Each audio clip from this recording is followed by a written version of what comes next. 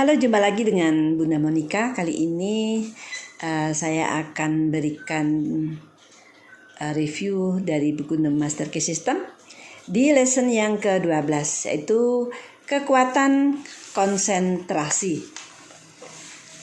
Terlampir di sini lesson ke-12 pada nomor ke-4, Anda akan mendapati pernyataan berikut ini.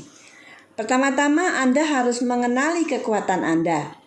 Kedua, berani untuk bersikap nekat. Ketiga, memiliki keyakinan untuk menjalankannya.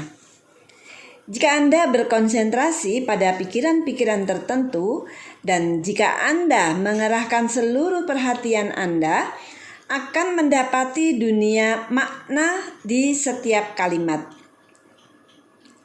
Lalu Anda akan menarik pikiran-pikiran lain yang selaras dengan pikiran-pikiran pertama tadi. Dan Anda akan menangkap makna yang utuh dari pengetahuan vital yang sedang Anda konsentrasikan. Pengetahuan tidak menerapkan dirinya sendiri. Kita sebagai individulah yang harus melakukan penerapan itu. Dan penerapan itu berarti memupuk pemikiran dengan suatu tujuan yang hidup. Kebanyakan orang menyia-nyiakan waktu dan pikirannya dalam usaha yang tanpa tujuan. Padahal banyak keberhasilan bisa diraih bila waktu dan pikiran itu diarahkan secara baik dengan objek tertentu yang jelas. Untuk melakukan hal ini, Anda perlu memusatkan kekuatan mental Anda pada suatu pikiran tertentu dan mempertahankan pikiran itu sampai semua pikiran lainnya tersingkir. Jika Anda pernah melihat layar fokus kamera, Anda akan melihat bahwa bila objeknya tidak fokus, gambarnya menjadi tidak jelas dan kabur. Tetapi bila fokusnya benar, gambarnya menjadi jelas dan terang. Hal itu mengilustrasikan kekuatan konsentrasi. Kalau Anda tidak bisa berkonsentrasi pada suatu objek di dalam pandangan Anda hanya memperoleh garis besar tujuan akhir Anda yang samar-samar, yang jelek dan tidak jelas, tidak terang dan kabur.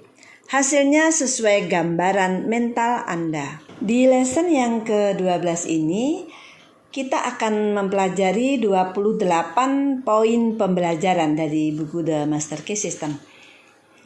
Oke, kita mulai ya. Di dalam kehidupan ini, tidak ada tujuan yang tidak bisa dicapai melalui pemahaman ilmiah tentang kekuatan kreatif pikiran.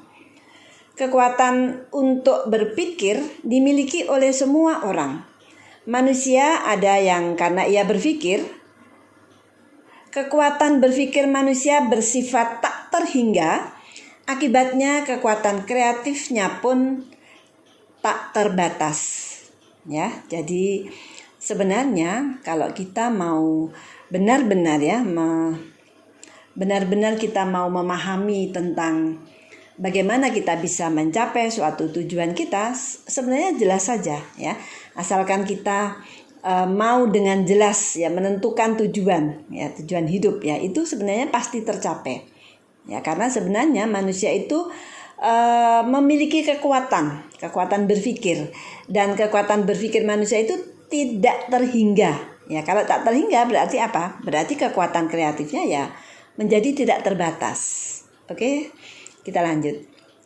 Kita tahu bahwa pikiran membangun bagi kita hal-hal yang kita pikirkan dan sebenarnya membawa hal itu lebih dekat dengan kita. Namun kita sulit menghalau ketakutan, kecemasan, ataupun keputusasaan yang merupakan kekuatan pikiran yang dahsyat juga. Nah, kekuatan negatif itu justru akan terus-menerus menjauhkan apa yang kita inginkan. Maka yang sering terjadi adalah maju satu langkah dan mundur 2 langkah. Satu-satunya jalan untuk mempertahankan agar kita tidak mundur adalah terus maju.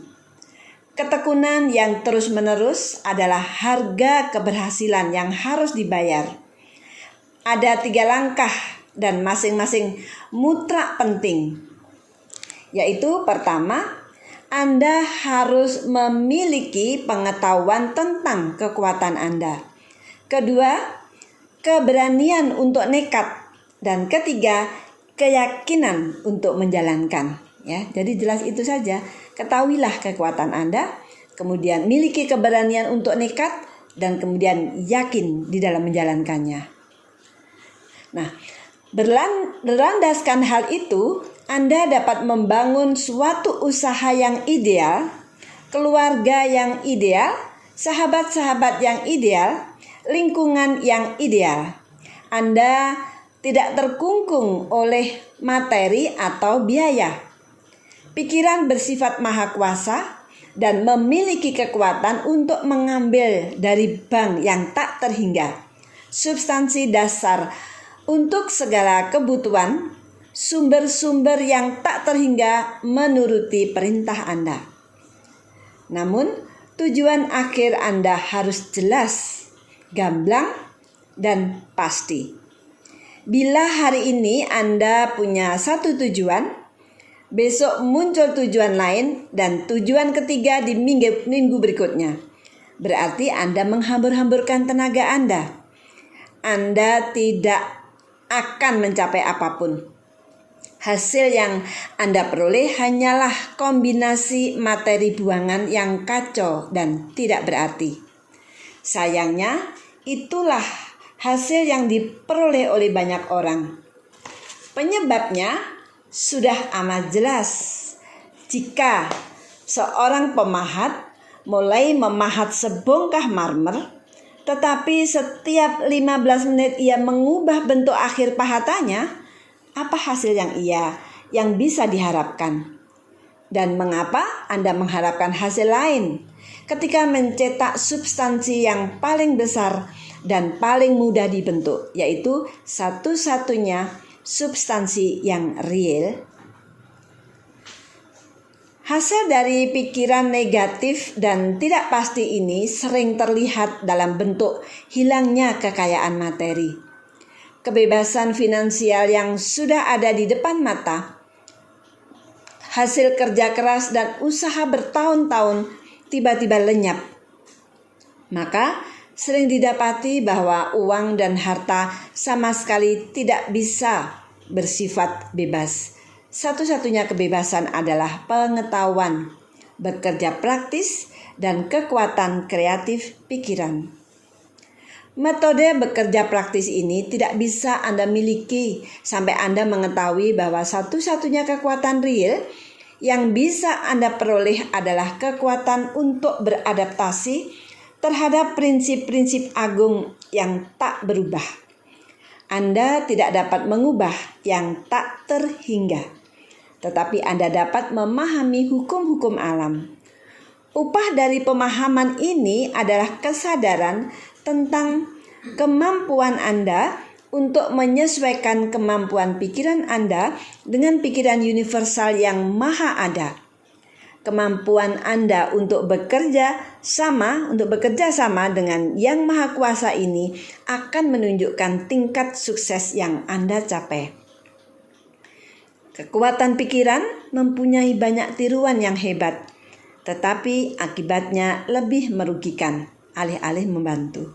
Tentu saja, kecemasan, ketakutan, dan semua pikiran negatif menimbulkan hasil yang sejenis. Mereka yang memiliki pikiran-pikiran sejenis ini pasti akan menuai seperti apa yang mereka tabur. Demikian pula, banyak pengejar fenomena yang menelan mentah-mentah apa yang disebut bukti, yang diperoleh dari pertemuan-pertemuan dengan arwah orang yang sudah meninggal. Mereka membuka pintu mental mereka dan membenamkan diri di arus yang paling beracun di dunia psikis. Tampaknya mereka tidak mengerti bahwa hal itu menyerap kemampuan untuk menjadi negatif, reseptif, dan pasif. Akibatnya, Mereka membuang semua kekuatan vital mereka yang memampukan mereka untuk membentuk pikiran yang bergetar ini. Ada juga para penganut sebuah ajaran, mereka melihat sumber kekuatan di dalam fenomena materialisasi yang dilakukan oleh pawangnya. Mereka lupa atau tampaknya tidak pernah menyadari bahwa begitu kemauan ditarik, bentuk-bentuk pun menjadi layu. Lalu kekuatan-kekuatan yang bergetar yang menyusun bentuk-bentuk itu menjadi lenyap. Telepati atau mentransfer pikiran menarik banyak perhatian.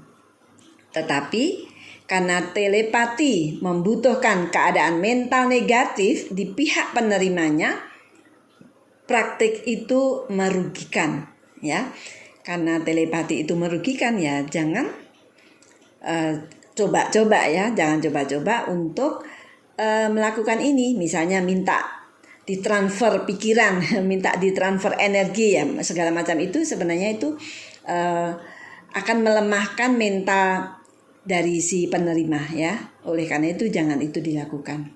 Suatu pikiran bisa dikirim dengan niat mendengar atau melihat, tetapi itu akan mendatangkan penalti yang melekat pada pembalikan prinsip yang dimilikinya.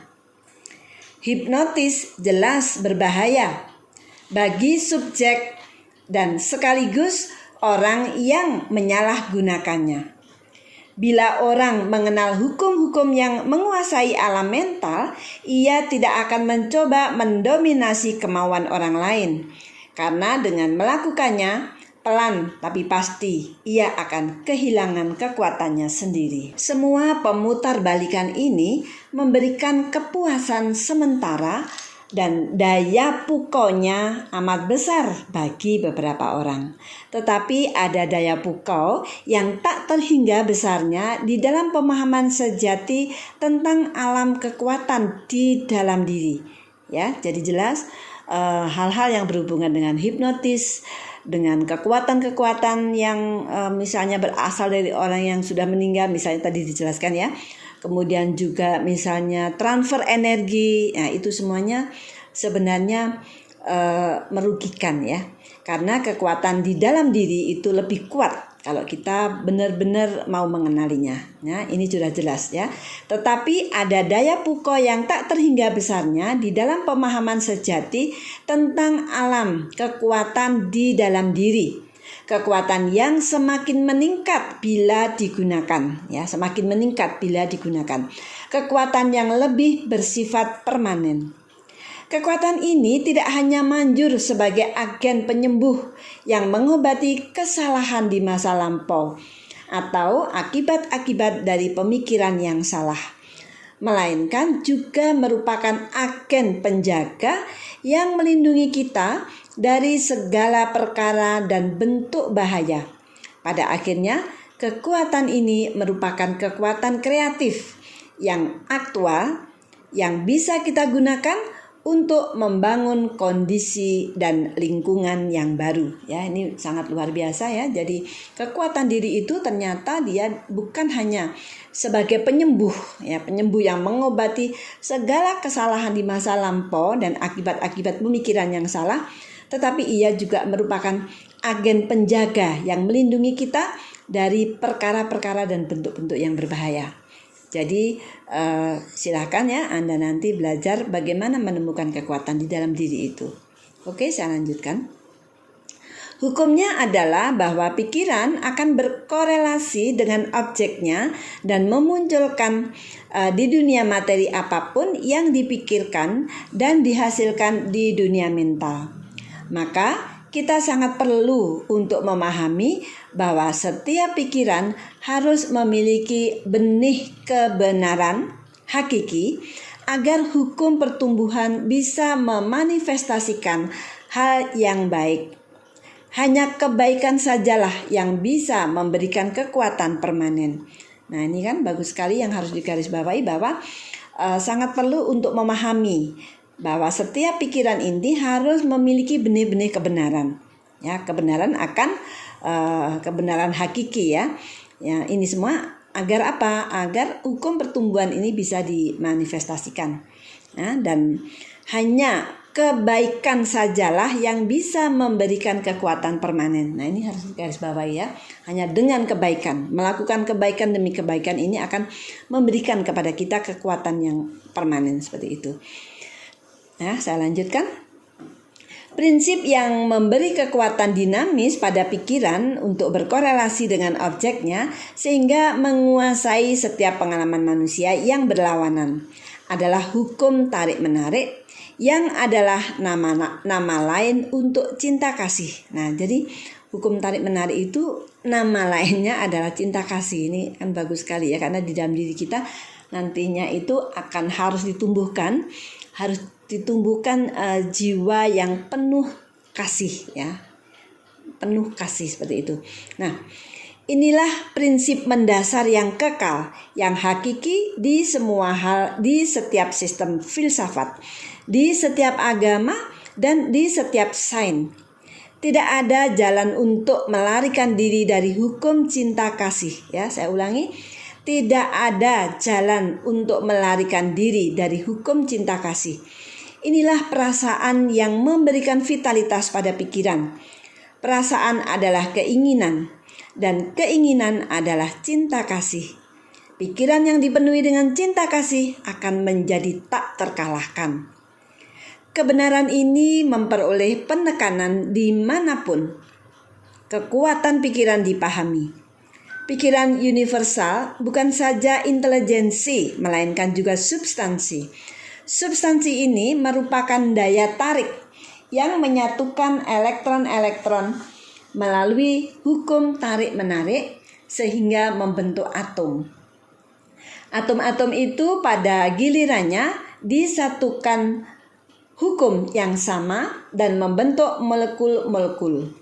Molekul mengambil bentuk objektif, maka kita menemukan bahwa hukum cinta kasih adalah daya kreatif di balik setiap perwujudan, bukan sebatas atom-atom, tetapi juga dunia, semesta, dan segala sesuatu yang dapat dibentuk oleh imajinasi. Bekerjanya hukum tarik-menarik yang luar biasa inilah yang menyebabkan manusia di segala zaman dan di sepanjang waktu mempercayai adanya suatu makhluk pribadi yang merespon kebutuhan dan keinginan mereka dan memanipulasi peristiwa agar sesuai dengan kebutuhan mereka. Kombinasi pikiran dan cinta kasih inilah yang membentuk kekuatan yang tak tertahankan, yang disebut hukum tarik-menarik. Semua hukum alam memang tidak bisa dilawan. Hukum gravitasi atau listrik atau hukum apapun yang lain bekerja dengan ketepatan matematis. Tidak ada variasi, hanya saluran distribusinya yang mungkin tidak sempurna. Jika sebuah jembatan runtuh, kita tidak menghubungkan keruntuhannya dengan variasi hukum gravitasi apapun. Jika lampu mati, kita tidak menyimpulkan bahwa hukum yang menangani listrik tidak bisa diandalkan. Mungkin hukum tarik-menarik tampak tidak terlihat sempurna oleh orang yang tidak berpengalaman dan tidak tahu. Tetapi kita tidak boleh menyimpulkan bahwa hukum terbesar dan sempurna, tempat seluruh sistem penciptaan bergantung, sudah dihentikan. Kita seharusnya menyimpulkan bahwa kita perlu lebih memahami hukum ini. Hal itu sama seperti soal matematika yang sulit, solusinya yang benar tidak selalu gampang diperoleh.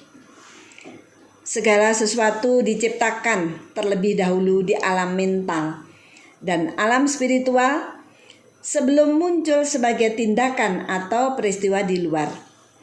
Dengan melakukan proses sederhana untuk mengatur daya pikiran, kita hari ini, kita menciptakan peristiwa-peristiwa yang akan muncul di dalam kehidupan kita di masa mendatang atau bahkan di keesokan harinya. Keinginan yang terlatih merupakan sarana yang terkuat untuk menjalankan hukum tarik-menarik. Manusia memang amat unik. Pertama, ia harus menciptakan alat atau sarana untuk memperoleh kekuatan untuk berpikir. Pikiran tidak dapat memahami ide yang sama sekali baru, sampai sel otak yang selaras bergetar dan siap menerimanya. Inilah alasannya mengapa kita kesulitan menerima atau mengerti ide yang sama sekali baru. Kita tidak mempunyai sel otak yang mampu menerimanya, maka kita meragukannya. Kita tidak mempercayainya.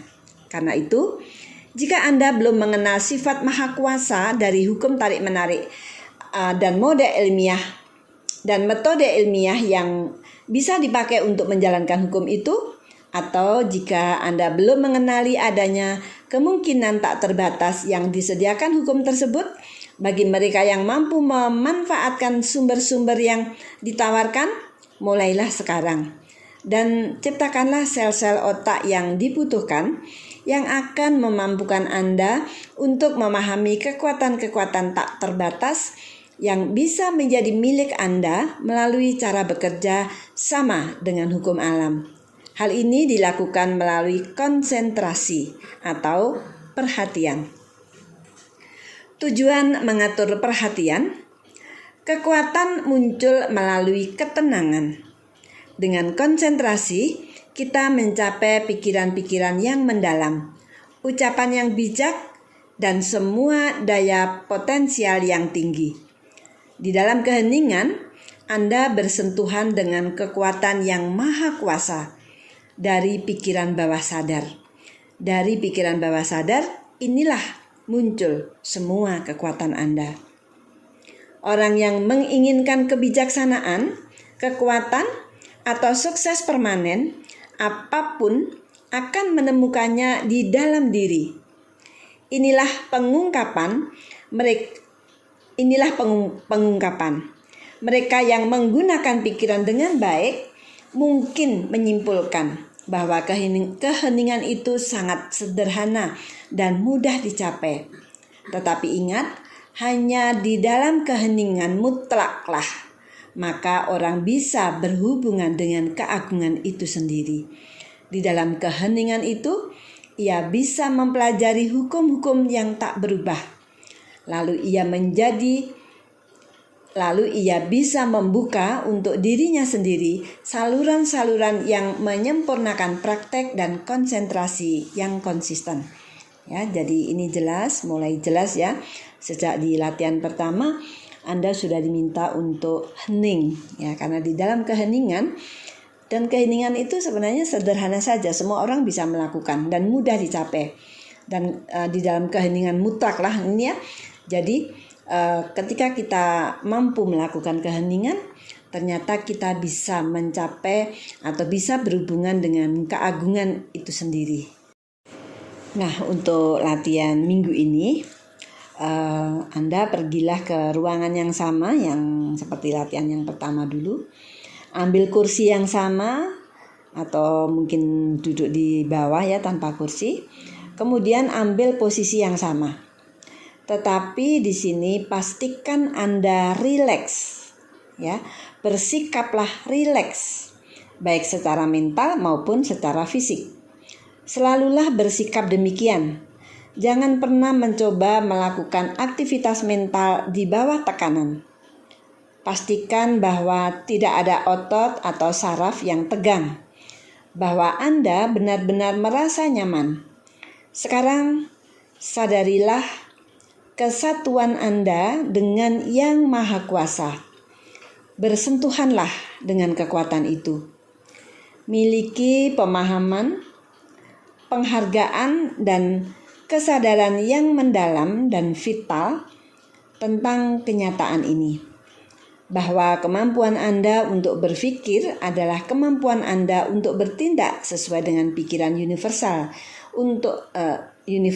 yang mewujudkannya. Sadarilah bahwa pikiran ini akan memenuhi segala kebutuhan, bahwa Anda memiliki kemampuan potensial yang serupa dengan yang pernah dimiliki atau akan dimiliki oleh individu manapun, karena masing-masing hanya ungkapan atau manifestasi dari Yang Maha Esa. Semuanya adalah bagian dari keutuhan. Tidak ada perbedaan dalam jenis maupun kualitas. Satu-satunya yang berbeda hanyalah tingkatannya.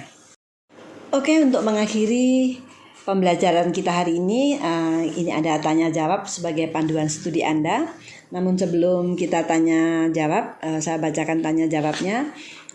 Saya akan bacakan sekali lagi, ada poin penting ya dari pembelajaran kita hari ini.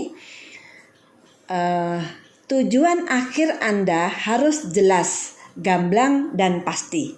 Nah, ini harus dicatat ya. Tujuan akhir Anda harus jelas, gamblang, dan pasti. Bila hari ini Anda punya satu tujuan, besok muncul tujuan lain, dan tujuan ketiga di minggu berikutnya, berarti Anda menghambur-hamburkan tenaga Anda. Anda tidak akan mencapai apapun. Hasil yang Anda peroleh hanyalah kombinasi materi buangan yang kacau dan tidak berarti ya. Jadi itu poin penting yang kita pelajari dalam bagian ini. Berikut ini tanya jawab sebagai panduan studi Anda. Bagaimana tujuan hidup apapun bisa dicapai dengan cara terbaik? Yaitu melalui pemahaman ilmiah tentang sifat spiritual pikiran. 3 langkah apa yang mutlak diperlukan? Yaitu pengetahuan tentang kekuatan Anda, keberanian untuk nekat, dan keyakinan untuk melakukannya. Bagaimana pengetahuan tentang kerja yang praktis dapat diperoleh? Yaitu melalui pemahaman tentang hukum-hukum alam. Apa upah karena memahami hukum-hukum ini? Realisasi sadar tentang kemampuan kita untuk menyesuaikan diri dengan prinsip yang agung dan tidak berubah. Apa yang akan menunjukkan tingkat kesuksesan yang dipakai untuk meraihnya? Tingkat di mana kita menyadari bahwa kita tidak dapat mengubah yang tak terhingga, melainkan harus bekerja sama dengannya. Apa prinsip yang memberikan pikiran kekuatan dinamisnya? Yaitu prinsipnya adalah hukum tarik-menarik yang bertumpu pada getaran, yang selanjutnya bertumpu pada hukum cinta kasih. Pikiran yang dipenuhi cinta kasih menjadi tak terkalahkan. Mengapa hukum ini tidak bisa dilawan? Karena ia adalah hukum alam. Semua hukum alam tidak bisa dilawan, tidak bisa diubah, dan bekerja dengan ketepatan matematis. Tidak ada penyimpangan atau perubahan. Kalau demikian, mengapa terkadang tampaknya sulit menemukan jalan keluar untuk masalah-masalah kehidupan? Karena alasan yang sama, bahwa terkadang sulit menemukan solusi yang benar untuk soal matematika yang sulit. Si operator tidak tahu atau tidak berpengalaman. Mengapa pikiran tidak mungkin menangkap ide yang sama sekali baru? Saya ulang ya. Mengapa pikiran tidak mungkin menangkap ide yang sama sekali baru? Kita tidak memiliki sel otak yang bergetar yang sesuai dengannya dan kemudian mampu menerima ide baru itu. Kemudian bagaimana kearifan diperoleh? Yaitu melalui konsentrasi. Kearifan adalah penyingkapan. Ia datang dari dalam diri. Oke, demikian tadi lesson dari yang ke-12 sudah kita selesaikan dengan tanya jawab. Kita jumpa lagi di lesson berikutnya.